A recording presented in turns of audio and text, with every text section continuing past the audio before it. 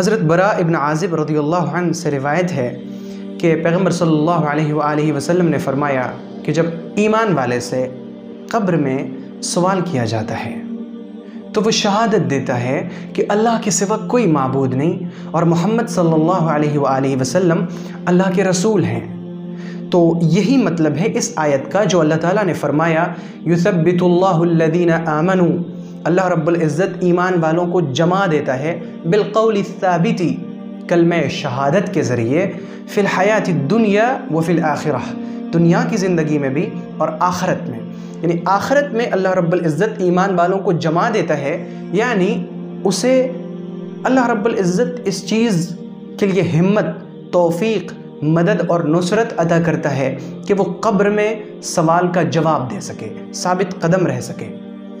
اور ایک دوسری روایت میں پیغمبر صلی اللہ علیہ وآلہ وسلم نے فرمایا کہ یہ آیت یثبت اللہ الذین آمنوا بالقول الثابت فی الحیات الدنیا وفی الآخرہ، یہ آیت نازل ہوئی ہے قبر کے سلسلے میں۔ کہا جاتا ہے اس سے کہ تمہارا رب کون ہے؟ تو وہ کہتا ہے کہ میرا رب اللہ ہے اور میرے نبی محمد صلی اللہ علیہ وآلہ وسلم ہے۔ اس حدیث سے چند باتیں معلوم ہوئیں۔ پہلی بات تو یہ کہ قبر کا عذاب برحق ہے، قبر کا عذاب برحق ہے اور قبر کا سوال برحق ہے۔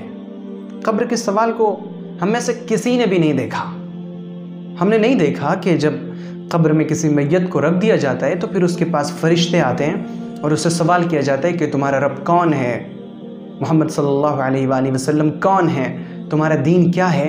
ہم نے کبھی فرشتے کو نہیں دیکھا، لیکن اس پر ایمان رکھنا ضروری ہے کہ قبر میں انسان سے سوال کیا جاتا ہے۔ اس حدیث سے یہ چیز ثابت ہو گئی۔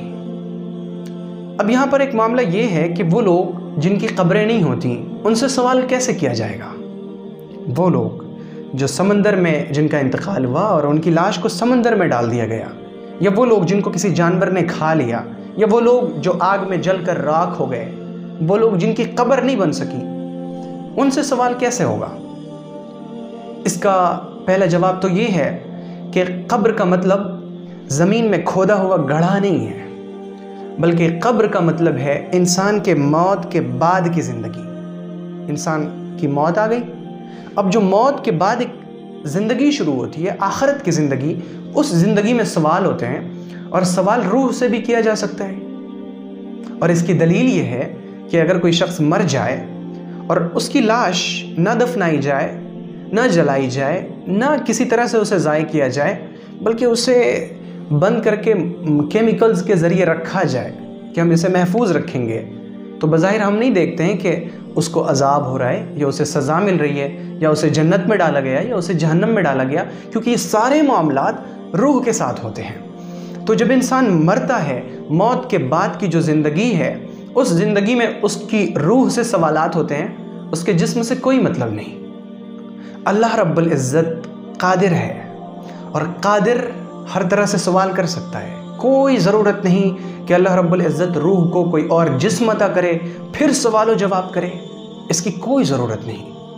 لیکن ممکن ہے کہ اللہ رب العزت کوئی اور جسم عطا فرما دے، اس کا جو جسم جل گیا ہے اسی جسم کو جمع کر دیا جائے، جو سڑ گیا، جو گل گیا، جو دریا برد کر دیا گیا، اللہ رب العزت اسے جمع کرنے پر قادر ہے کہ اسے جمع کرے، پھر اس میں روح ڈالے، پھر اس سے سوالات و جوابات ہوں۔ لیکن یہ ساری تفصیل، اس کی کوئی ضرورت نہیں، ان تفصیلات کی کوئی ضرورت نہیں۔ بس سیدھا جواب یہ ہے کہ سوالات و جوابات روح سے ہوتے ہیں۔ اور یہ جو کہا گیا کہ قبر میں سوال ہوتا ہے، قبر کا مطلب موت کے بعد کی زندگی ہے۔ قبر ایک عنوان ہے، قبر کا مطلب زمین میں کھودا جانے والا گڑھا نہیں ہے، یہ تو انسان کو سمجھانے کے لیے کہا گیا۔ قبر کا مطلب انسان کے موت کے بعد کی جو زندگی ہے، اس کے اندر سوالات ہوتے ہیں، جوابات ہوتے ہیں۔ جو بندہ سوال کا جواب دے دیتا ہے اس کے لیے جنت کا فیصلہ ہوتا ہے، اور جو جواب نہ دے سکے اس کے لیے جہنم کا فیصلہ ہوتا ہے۔ یہاں پر رک کر میں مناسب خیال کرتا ہوں کہ اپنے بچپن کا ایک چھوٹا سا واقعہ آپ کو سناؤں۔ میری عمر کوئی 7-8 برس کی ہوگی اور میں اس وقت قرآن شریف حفظ کر رہا تھا۔ اسی درمیان مجھے ایک کتاب ملی جس کتاب کا موضوع قبر اور حالات قبر تھے۔ میں نے اس کتاب کو پڑھنا شروع کیا۔ چند اوراق کے بعد مجھے وہ ایک لمبی حدیث ملی جس میں یہ ہے کہ جب انسان قبر میں رکھ دیا جاتا ہے تو پھر اس کے پاس 2 فرشتے آتے ہیں، اسے بٹھاتے ہیں اور پھر اس سے سوال کیا جاتا ہے من ربک، تمہارا رب کون ہے؟ تو وہ جواب دیتا ہے ربی اللہ، میرا رب اللہ ہے۔ پھر اس سے سوال ہوتا ہے ما دینک، تمہارا دین کیا ہے؟ وہ جواب دیتا ہے دینی الاسلام، میرا دین اسلام ہے۔ پھر اس سے سوال کیا جاتا ہے من محمد، محمد صلی اللہ علیہ وآلہ وسلم کون ہے یا تمہارے نبی کون ہے؟ تو وہ جواب دیتا ہے کہ میرے نبی محمد صلی اللہ علیہ وآلہ وسلم ہیں یا محمد صلی اللہ علیہ وآلہ وسلم میرے نبی ہیں۔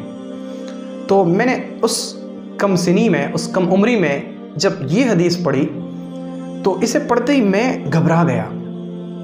مجھے یہ لگنے لگا کہ اگر میں اس کو پڑھنے سے پہلے مر چکا ہوتا تو مجھے تو معلوم نہیں تھا کہ قبر میں یہ سوال ہوگا، تو میں جواب کیسے دیتا؟ اور مجھے تو یہ بھی نہیں معلوم کہ عربی میں یہ سوال کیا جائے گا، تو مجھے تو اس کا جواب عربی میں نہیں معلوم، تو میں جواب کیسے دیتا؟ اور یہ سوچ سوچ کر میری گھبراہٹ بہت زیادہ بڑھ گئی، اور میں نے اللہ کا بہت شکر ادا کیا کہ مجھے یہ کتاب مل گئی اور میں نے پڑھ لیا۔ اب میں قبر کے سوالات کے جوابات دے سکوں گا اور میں جنت میں جا سکوں گا۔ اس وقت مجھے یہ معلوم نہیں تھا کہ قبر کے سوالات کے جوابات رٹ کر نہیں دیے جاتے۔ قبر کے سوالات کے جوابات ہم اس دنیا میں اگر 1000 بار بھی رٹ لیں اور روزانہ کا ہم یہ معمول بنا لیں کہ ہم روزانہ ربی اللہ، میرا رب اللہ ہے، میرا دین اسلام ہے، محمد صلی اللہ علیہ وآلہ وسلم میرے رسول ہیں، ہم ان جملوں کو روزانہ 1000 بار دہرائیں گے اور پھر جواب دے لیں گے، یہ ممکن نہیں ہے۔ قبر کے سوالات کے جوابات رٹ کر نہیں دیے جائیں گے۔ قبر کے سوالات کے جوابات کے لیے عربی سیکھنے کی ضرورت نہیں ہوگی۔ میں آپ کو بتاؤں کہ قبر کے سوالات کے جوابات کون دے سکے گا؟ جی ہاں، جب قبر میں پہلا سوال ہوگا من ربک، تمہارا رب کون ہے، آپ یقین کریں کہ اس دنیا کا ہر شخص، کافر، مشرک، یہودی، نصرانی، فاسق، فاجر، سب جانتا ہے اور سب مانتا ہے کہ مالک الملک صرف ایک ہے، اللہ کی ذات۔ لیکن قبر میں اس سوال کا جواب وہ دے سکے گا جس نے دنیا کی زندگی اللہ رب العزت کو رب مان کر گزارا ہو۔ جی ہاں، جس نے دنیا کی زندگی میں اللہ کو رب مانا ہوگا، وہی شخص قبر میں اس سوال کا جواب دے سکے گا۔ وہی جواب دے سکے گا کہ میرا رب اللہ ہے، جس نے رب کے کہنے پر نماز پڑھی ہوگی، جس نے رب کے کہنے پر روزے رکھے ہوں گے، جس نے رب کے کہنے پر زکوٰۃ دی ہوگی، جس نے رب کے کہنے پر حج کیا ہوگا، جس نے رب کے کہنے پر صدقہ کیا ہوگا، جو رب کے حکموں پر چلا ہوگا، وہی اس سوال کا جواب دے سکے گا کہ میرا رب اللہ ہے۔ اور وہ جو دوسرا سوال ہے کہ محمد صلی اللہ علیہ وآلہ وسلم کون ہے، آپ یقین کریں کہ اس سوال کا جواب انسان رٹ کر نہیں دے سکتا۔ اس سوال کا جواب صرف نبی اکرم صلی اللہ علیہ وآلہ وسلم کی محبت کے نعرے لگا کر نہیں دیا جا سکتا۔ اس سوال کا جواب وہ دے سکے گا جس نے نبی صلی اللہ علیہ وآلہ وسلم کو اپنا رہنما، اپنا قائد، اپنا پیشوا، اپنا امام مان کر زندگی گزاری ہوگی، جو نبی اکرم علیہ السلام کی حدیثوں کو اپنے دل و جان کے لیے حرز بنایا ہوگا، جس نے نبی اکرم کی سنت کو اپنایا ہوگا، جو نبی علیہ السلام کے حکموں پر چلا ہوگا، جو نبی کی سنتوں سے محبت کرتا ہوگا، وہ شخص اس سوال کا جواب دے سکے گا کہ محمد صلی اللہ علیہ وآلہ وسلم میرے نبی ہیں۔ اور وہ جو تیسرا سوال ہے نا کہ تمہارا دین کیا ہے، اس سوال کا جواب ہر وہ شخص جس کا نام مسلمانوں والا نام ہو، جو مسلمانوں کے ساتھ عید کرتا ہو، جو مسلمانوں کے ساتھ بقرعید کرتا ہو، جو مسلمانوں کے ساتھ خوشیاں مناتا ہو، مسلمانوں کے ساتھ غم مناتا ہو، مسلمانوں کے ساتھ قبرستان میں دفن ہوا ہو، جس کا نکاح مسلمانوں کے قاضی نے پڑھایا ہو، ہر ایسا مسلمان نہیں دے سکے گا، بلکہ وہ مسلمان اس سوال کا جواب دے سکے گا جس نے اسلام کو اپنا دین مانا ہوگا، جس نے اسلام کو دین مان کر زندگی گزاری ہوگی۔ جی ہاں، میں یہ باتیں جذبات میں نہیں بلکہ ہوش و حواس میں کہہ رہا ہوں۔ یہ باتیں جذباتی نہیں ہیں، یہ باتیں بالکل حقیقی ہیں، یہ باتیں بالکل حقیقی ہیں، یہی حقیقت ہے۔ اور اس حقیقت کا پتہ تب چلے گا جب آنکھیں بند ہو جائیں گی اور دوبارہ سے آنکھ قبر میں کھلے گی، جب فرشتہ اٹھا کر پوچھے گا کہ تمہارا رب کون ہے، محمد کون ہے صلی اللہ علیہ وآلہ وسلم، اور تمہارا دین کیا ہے۔ ان سوالات کے جوابات رٹ کر نہیں دیے جا سکیں گے، ان سوالات کے جوابات عربی سیکھ کر نہیں دیے جا سکیں گے، ان سوالات کے جوابات تب دیے جائیں گے جب زندگی ان کے مطابق گزرے گی۔ اور یہی ہے اس حدیث کا مطلب جس میں اللہ رب العزت کے رسول صلی اللہ علیہ وآلہ وسلم نے فرمایا کہ جب بندے سے قبر میں پوچھا جائے گا توحید کے بارے میں، رسالت کے بارے میں اور دین کے بارے میں، تو وہ جواب دے گا اشہدو ان لا الہ الا اللہ و اشہدو ان محمد رسول اللہ، میں گواہی دیتا ہوں کہ اللہ کے سوا کوئی معبود نہیں اور محمد اللہ کے رسول ہیں۔